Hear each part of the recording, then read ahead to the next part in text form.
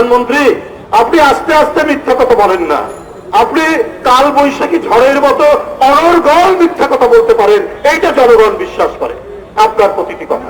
রাষ্ট্র ক্ষমতাকে কবজায় নিয়ে আপনি যে প্রতিশোধের খেলায় মেতে উঠেছেন, এই খেলায় আলটিমেটলি আপনি পরাজিত হবেন।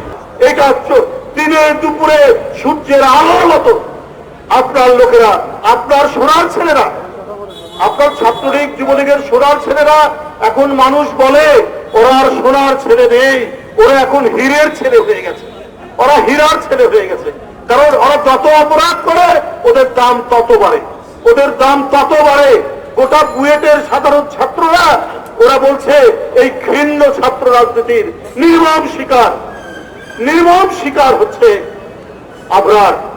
তারপরেও ছাত্রলীগ ষাটের বোতাম খুলে মাস্তানের মতো তারা বুয়েটের মধ্যে ঢুকেছে, ছাত্রলীগের রাজনীতি, ছাত্র রাজনীতির কথা বলে।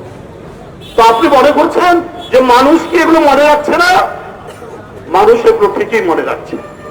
আপনার প্রতিটি পদক্ষেপ প্রত্যেকটা মনে রাখছে।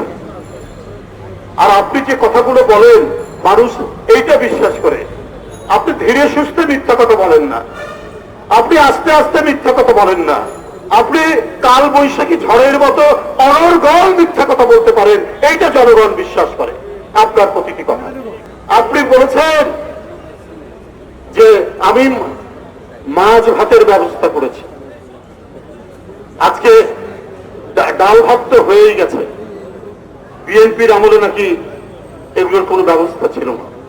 প্রধানমন্ত্রী, আপনি কি ওই চটের ব্যাগ নিয়ে আপনি কাউরন বাজার, আপনি ফকিরেরপুল বাজার, বিভিন্ন বাজারে কি কখনো কিনতে গেছেন যে একজন টেম্পো চালক, একজন সিএনজি চালক,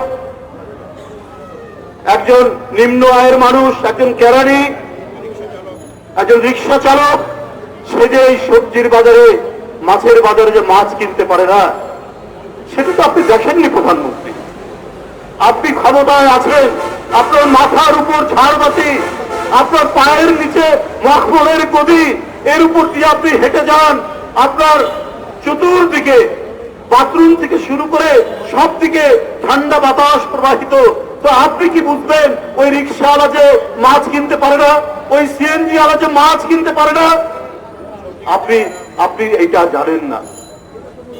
একজন শ্রমজীবী মানুষ, তার ভয়ঙ্কর অসুস্থতায় অপারেশনের দরকার হয়েছে, সার্জারির দরকার হয়েছে, তারপরে দেখে তার যে বিল এসছে সেই বিল সে মেটাতে পারছে না, নিজের সন্তানকে বিক্রি করেছে। এটা তো আমার বানানো কথা না, কল্পকাহিনী নয়, এটা হচ্ছে সংবাদপত্র, গণমাধ্যমের কথাই।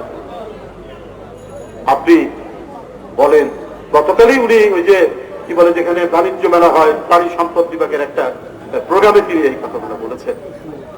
কি হাহাকার যাচ্ছে, কি অনাহার ক্লিষ্ট মানুষ।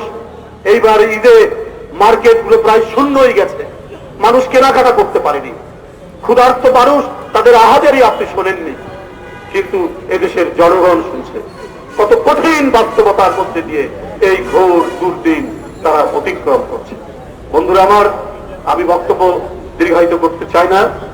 আমি যে সকল নেতৃবৃন্দকে গ্রেপ্তার করা হয়েছে, দীর্ঘদিন ধরে যারা গ্রেপ্তার আছেন, হাবিবুল ইসলাম হাবিব, সাতক্ষীরা জেলা বিএনপির সাবেক সভাপতি, বিএনপির সমাজ কল্যাণ বিষয়ক প্রকাশনা সম্পাদক বিএনপির, হাবিবুর রহমান হাবিব ভাই, পাবনা জেলা বিএনপির আহ্বায়ক, তিনি আজ কারাগারে। হাবিবুল ইসলাম হাবিব কারাগারে। আজকে মাসের পর মাস, বছরের পর বছর মিথ্যা মামলায় আপনি তাদেরকে কারাগারের মধ্যে রেখেছেন। অন্যায় করে রাষ্ট্র ক্ষমতাকে কবজায় নিয়ে আপনি যে প্রতিশোধের খেলায় মেতে উঠেছেন, এই খেলায় আলটিমেটলি আপনি পরাজিত হবেন। আপনাদের সকলকে ধন্যবাদ। আমি অবিলম্বে গ্রেপ্তারকৃত নেতৃবৃন্দের আশু মুক্তি কামনা করছি। ধন্যবাদ।